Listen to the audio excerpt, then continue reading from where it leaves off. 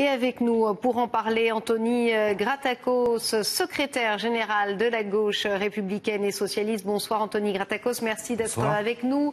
Avec nous également en direct, Alexandre Touzé, vice-président LR du département de l'Essonne. Merci d'être avec nous, même un petit peu plus loin, mais en tout cas sur ce plateau par le débat. Pour commencer, Anthony Gratakos, une réaction, commentaire de cet homme évidemment meurtri, ce papa qu'on vient de voir. Les pouvoirs publics de l'époque se sont comportés comme des lopettes. C'est dur, mais est-ce qu'il y a du vrai dans cette critique selon vous? Alors, tout d'abord, je voudrais commencer par saluer et rendre hommage aux services de l'État, aux enquêteurs qui ont permis la tenue digne de ce procès qui s'ouvre aujourd'hui. Ce procès, c'est d'abord un procès pour les victimes, mais c'est aussi un procès pour la nation tout entière et pour l'histoire.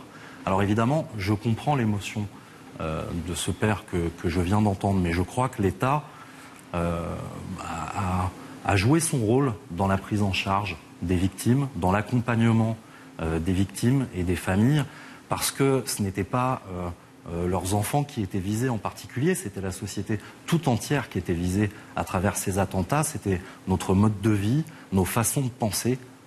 Et donc c'est le rôle de l'État de répondre à ces besoins, à cet accompagnement qui est nécessaire, qui va durer longtemps pour les victimes et leurs familles. Là, vous êtes dans l'accompagnement des victimes, et effectivement, c'est un point important également. On viendra après justement sur comment l'État a géré les failles éventuellement, parce qu'il va en être évidemment question tout au long de ce procès. Mais restons effectivement dans cet accompagnement des victimes. François Hollande, justement, l'avait sacralisé, cet accompagnement, sous la forme d'un secrétariat d'État qui était rattaché au service du Premier ministre, rattaché donc au Premier ministre de l'époque, portefeuille détenu par Juliette Méadel. On regrette, Alexandre Touzé, la disparition de ce secrétariat d'État? Écoutez, effectivement, c'était une innovation. Il a été poursuivi sur une forme interministérielle. Je pense qu'il faut dépasser la forme pour reconnaître que l'État fait un effort substantiel pour accompagner les victimes, individuellement et aussi peut-être collectivement, parce qu'il y a tout un effort qui est fait et un lieu de mémoire est en prévision justement pour aussi que la nation puisse passer ce moment important, se souvenir, essayer de davantage le comprendre. Alors bien sûr, et je m'associe à l'hommage qui a été probablement rendu par mon collègue. Je pense qu'il faut avoir une pensée à ce moment à la fois pour toutes les victimes, leurs familles et toutes celles et ceux qui sont intervenus ce soir-là, les forces de secours, les forces de sécurité intérieure, qu'on avait célébré il y a quelques années et qu'on dénigre trop facilement aujourd'hui. Aujourd'hui, vous comprenez, Anthony Gratakos, aussi la colère de certaines victimes. On a vu ce papa, évidemment, qui ne souhaite même pas participer au procès. Une autre colère, celle des victimes qui ont entendu aujourd'hui un accusé, Salah Abdeslam, nous dire voilà, je suis dans le combat tout simplement, et rester mutique en revanche sur le reste. Cette colère, elle est compréhensible aujourd'hui, clairement. Bien sûr que je la comprends, la colère. Elle est humaine. Mais la réponse à la barbarie à laquelle on a été confronté, elle ne peut pas être la colère, elle ne peut être que la dignité. Et ce procès, c'est la réponse républicaine à la barbarie à laquelle on a été confronté. Alors, certaines victimes, certaines familles des victimes y trouveront du réconfort, et d'autres non. Je crois que c'est le cas de cette famille. Ils le trouveront dans autre chose, mais on est en France dans un état de droit où c'est la justice qui doit permettre que les victimes trouvent une réponse dans ce qui s'est passé. On risque d'avoir du mal à obtenir des réponses des accusés, mais au moins l'histoire sera dite. Alors aujourd'hui, évidemment, on ne va pas faire le procès, on serait bien en peine de le faire et on ne se le permettrait pas, bien évidemment, mais il est question des failles. Vous êtes tous les deux des responsables politiques qui représentez votre parti. Il y a bientôt des élections présidentielles, on ne va pas se voiler la face. Clairement, ces failles... pour vous, elles ont été clairement présentes. On aurait pu peut-être éviter certaines choses. On rappelle que la plupart des accusés étaient connus par les services de renseignement. Il y a des progrès à faire, évidemment, sans faire le procès aujourd'hui, ce soir, de ces attentats. Alexandre Touzé. Alors écoutez, je ne voudrais pas que mes propos soient mal utilisés. Là, c'est le procès de terroristes, c'est le procès de l'islam politique, c'est pas le procès de la France. Les principaux, les responsables de ces actes terroristes, ils sont sur le banc des accusés. C'est pas le pays, c'est pas le gouvernement. Voilà. Ceci étant dit, c'est vrai que notre pays, à mon avis, n'a pas bien appréhendé à l'époque ces phénomènes nouveaux autour de tueries de masse.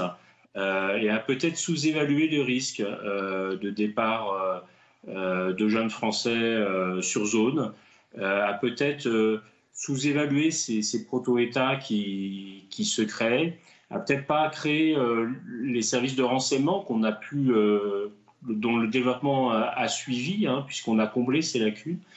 Et il est vrai que la commission d'enquête menée par le député Fenech à l'époque a relevé aussi un certain nombre de problèmes sur le renseignement, sur la coopération entre les pays, notamment entre la Belgique et la Grèce, a relevé aussi des sujets d'intervention des forces de sécurité. Ces différents problèmes, je pense, ont été plutôt réglés. Pour autant, on a d'autres problèmes qui arrivent aujourd'hui face à une mutation de ce terrorisme avec ce que Gilles Kepel appelle le terrorisme d'atmosphère, c'est-à-dire des situations beaucoup plus individuelles, des petits groupes, beaucoup plus difficiles à détecter. Et là, je pense qu'on n'est pas à niveau aujourd'hui pour lutter efficacement contre ces nouveaux phénomènes. On va en reparler, en tout cas on parlait de cet enjeu politique, puisque, encore une fois, il est bien réel. L'ancien président de la République, à l'époque, François Hollande, a accepté de témoigner. Il sera auditionné le 10 novembre prochain. Je vous propose de l'écouter. Pour répondre à toutes les questions qui me seront posées, à la fois sur ce qu'était la situation internationale, et notamment ce qui se produisait en Syrie et en Irak, quelle était l'action de la France et pourquoi avait-elle lancé des opérations contre les terroristes islamistes dans cette région. Je répondrai à toutes les questions sur ce qu'ont été mes décisions. Anthony Gratakos, il a sa place, clairement, l'ancien président de la République à cette audience. C'est important qu'il s'exprime et qu'il exprime sa version également. Oui, je crois qu'il est tout à fait légitime. Il était en responsabilité, donc il a été un acteur important de ce moment. Et des attentats, ce n'est pas qu'un moment, c'est aussi un contexte. Et donc je pense que François Hollande va aussi expliquer le contexte dans lequel ça s'est déroulé. Clairement, François Hollande, on l'a entendu chez nos confrères de France Info aujourd'hui, qui exclut toute erreur de la part du gouvernement. Ça vous semble être la réponse appropriée, clairement, Alexandre Touzé, aujourd'hui, de la part du président de la République, ancien? Alors, là, encore une fois, la responsabilité, elle appartient aux terroristes. Ce n'est pas le gouvernement français qui a fait ces tueries de masse. Parce que je crois que la défense des terroristes n'hésitera pas, j'allais dire, à relever nos querelles internes pour essayer de justifier ou d'excuser plus ou moins les actes ignobles accomplis par celles et ceux qui sont sur le banc des accusés. Donc je pense qu'il faut très clairement dire que la responsabilité, ce sont des terroristes, c'est le projet de l'islam politique. Et après, est-ce que le gouvernement était assez efficace? Ça, c'est une question qu'on peut se poser. Il y a eu une commission d'enquête qui a relevé un certain nombre de faits, notamment sur comment on organise les forces de sécurité intérieure, qui intervient en premier, quels sont les pouvoirs de la force Sentinelle, est-ce que la BRI était peut-être la plus capée pour intervenir? Il y a un certain nombre de questions qui ont été posées. Ces questions-là, je pense que globalement, la France s'est améliorée. Elle a renforcé son renseignement, elle a renforcé la coopération avec les pays étrangers. Elle a admis l'idée que globalement, et on l'a vu à Nice très récemment, en présence d'un attentat, où c'est la police municipale qui était la première sur place qui est intervenue. Donc il y a toute une série de réformes, de la doctrine, des techniques d'intervention, du renseignement qui sont intervenus. Par contre, là où je m'inquiète, c'est effectivement comment on va s'adapter à ce terrorisme entre guillemets un peu plus light qu'on a pu voir. Là, on est face à du terrorisme de masse, comme on a eu le 11 septembre, comme on a eu là au Bataclan. Ce terrorisme de masse, ce que nous disent les services de renseignement, c'est qu'il est plus difficile aujourd'hui à mettre en œuvre parce qu'il n'y a pas un soutien des bases arrières qui permettrait à ce jour, je pense qu'il faut être prudent de rencontrer à nouveau ce système de tuerie de masse. Mais les derniers faits, on est plus sur du terrorisme plus individuel, je dirais pas le loup solitaire, parce que pour moi, c'est une expression qui me convient pas. Et là, il faut vraiment très clairement adapter notre modèle. Et puis, il y a toute la question de la bataille culturelle et éducative, c'est-à-dire, est-ce qu'on considère que la France est une auberge espagnole où on laisse toutes les expressions se développer, ou est-ce qu'on affirme des valeurs républicaines, la laïcité, l'éducation, la culture, l'égalité entre les femmes et les hommes? Au fond, est-ce qu'on est une société libérale anglo-saxonne où on fait cohabiter des communautés et tout va bien tant qu'elles ne se tapent pas dessus?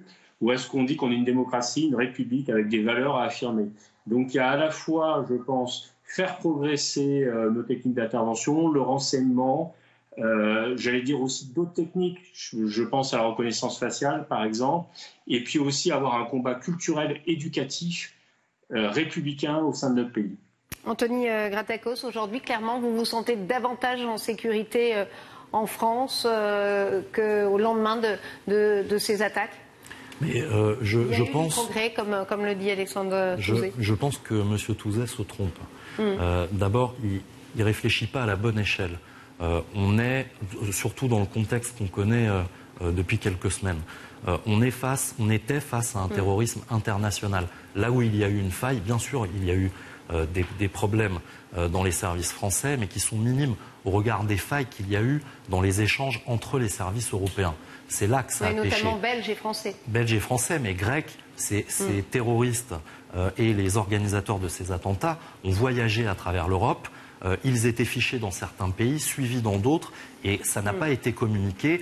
Alors aujourd'hui, l'Europe a réagi. Depuis 2015, il y a un centre européen du renseignement qui a été créé aux Pays-Bas. On est passé de l'échange bilatéral entre services à un échange qu'on appelle multicomplet, c'est-à-dire que maintenant on échange tout avec tout le monde, sauf que ça représente une masse de données et d'informations colossales à traiter, donc il faut y mettre les moyens humains.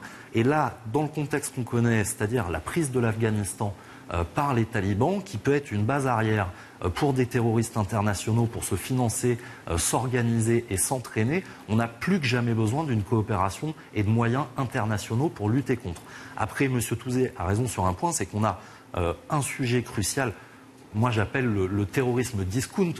C'est la personne qui, en France, se radicalise via les réseaux sociaux, prend le premier couteau qui lui passe sous la main et commet un attentat dans la rue en bas de chez lui.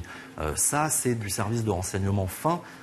Et on n'a pas vraiment, vous parliez d'efficacité des services français. Le problème, c'est qu'on connaît les échecs des services, mais on n'en connaît pas par nature la réussite, puisque c'est frappé du secret défense. Et c'est aussi bien d'ailleurs que les terroristes ne connaissent pas les points forts des services secrets français.